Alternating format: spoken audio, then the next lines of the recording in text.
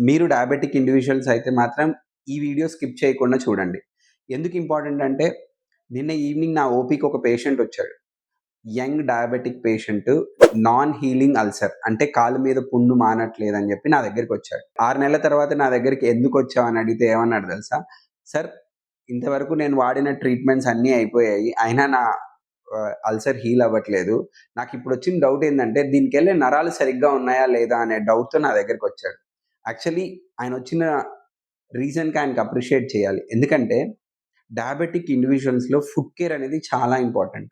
ఎందుకు నేను ఇది రిపీటెడ్‌గా చెప్తానంటే, మనం ఏ కాలంలో ఉన్నామంటే కాళ్ళకు తిమ్మిర్లొస్తేనే నాకు షుగర్ ఉన్నట్టు అని అనుకునే రోజుల్లో ఉన్నాం ఇంకా. చాలామంది ఓపీలో అదే చెప్తారు.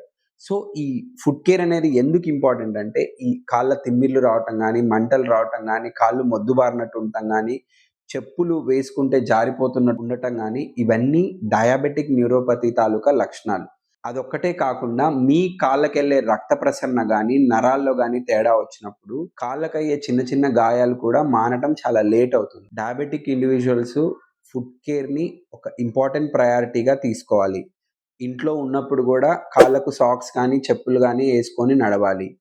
వార్మ్ వాటర్‌తో కాళ్ళు క్లీన్ చేసుకున్న తర్వాత వాటిని డ్రై చేసుకున్న తర్వాత నడవటం మొదలుపెట్టాలి.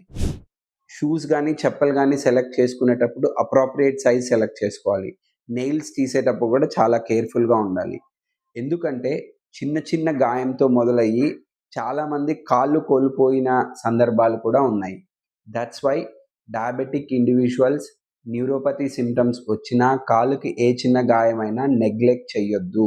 మీ డాక్టర్ దగ్గరికి చెకప్‌కెళ్ళినప్పుడు ఒకసారి క్రాస్ చెక్ చేసుకోండి. Diabetic food care is very, very, very important.